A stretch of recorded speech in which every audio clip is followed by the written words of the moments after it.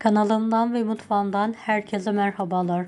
Size bugün hamur yoğurma derdi olmadan kısa sürede hazırlayabileceğiniz şahane bir börek tarifi vermek istiyorum. Bir kabağınız varsa mutlaka bu tarifi denemenizi tavsiye ederim. Tarifimize ilk olarak hamurumuzu hazırlayarak başlayalım. 2 adet yumurta kırılarak uygun bir kaba alınır. Üzerine 2 yemek kaşığı sıvı yağ eklenir.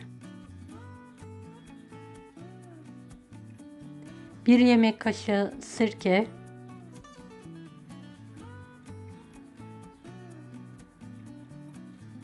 1/2 paket kabartma tozu,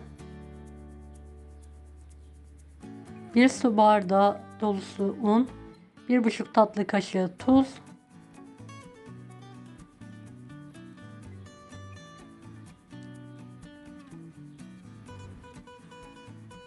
1,5 su bardağı da su eklenerek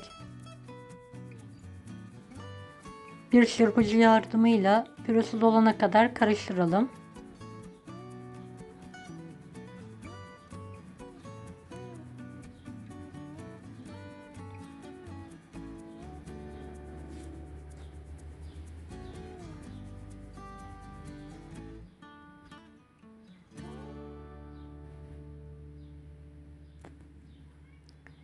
Bir tane orta boy yıkanmış kabağın baş kısımlarını keselim ve rendeyle rendeleyelim.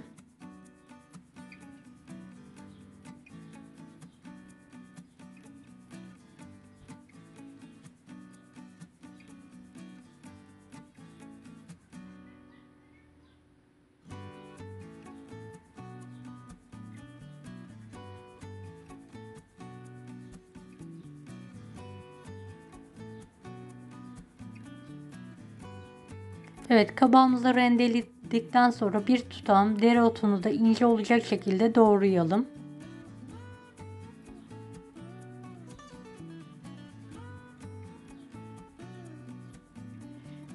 Kabak ve dereotunu hazırladığımız hamurun içine alalım ve karıştıralım tekrardan. Dilerseniz damak tadınıza göre kırmızı acı biber de ekleyebilirsiniz. Ben biraz ekledim. Daha sonra tüm malzemeyi tekrardan karıştırdım.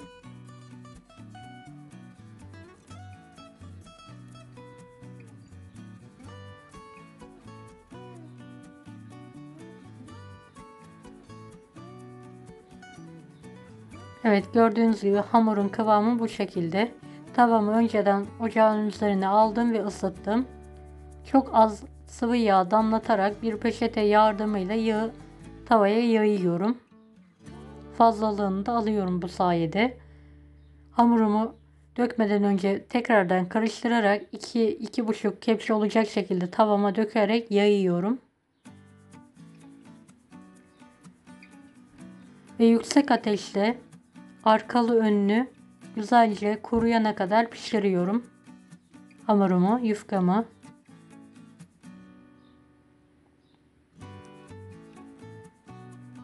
Videomu bu kısma kadar izlediyseniz yorum kısmına herhangi bir emoji bırakırsanız bana destek olmak için sevinirim.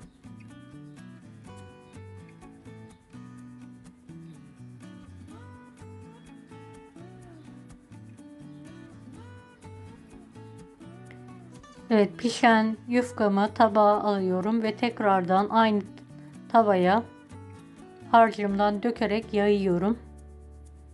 Ve pişirmeye devam ediyorum. Arkalı önlü olacak şekilde.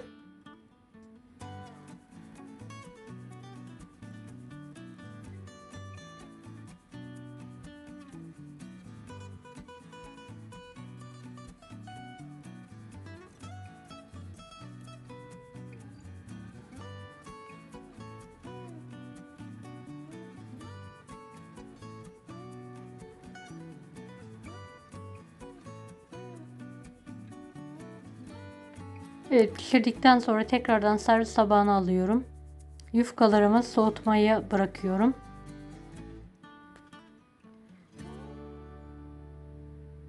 Evet, ortadan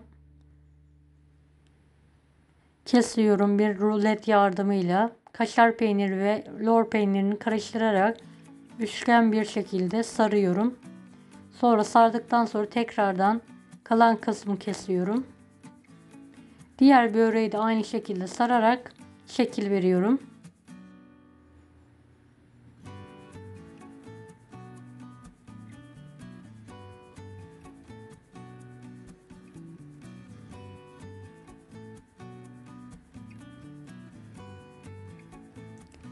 Evet, aynı yöntemle hazırladığım yufkaları şekil vererek sarmaya devam ediyorum.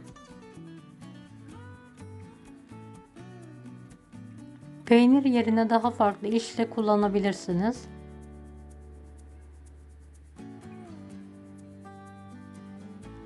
Tavaya bir miktar yağ alıyorum. Çok fazla abartmadan yağı. Daha sonra hazırladığım börekleri tavama diziyorum.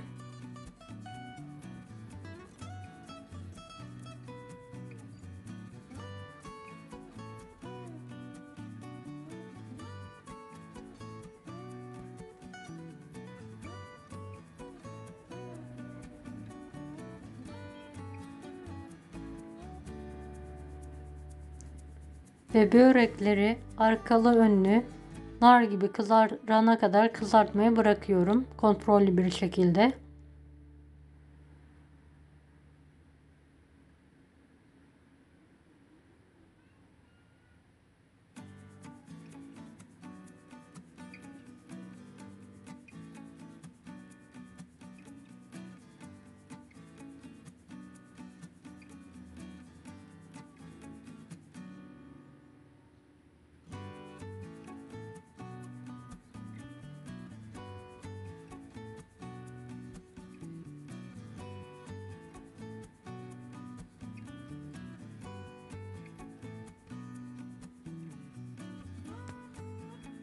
Evet, kızaran böreklerimi ara sıra ters çevirerek diğer taraflarında pişmesini sağlıyorum.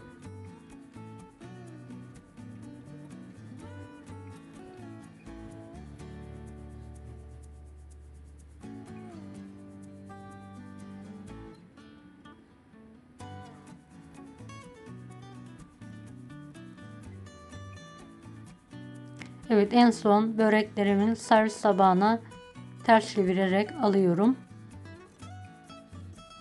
Kalan harcımı karıştırdıktan sonra tavaya dökerek yayıyorum ve pişirmeye devam ediyorum. İster sade isterseniz bu şekilde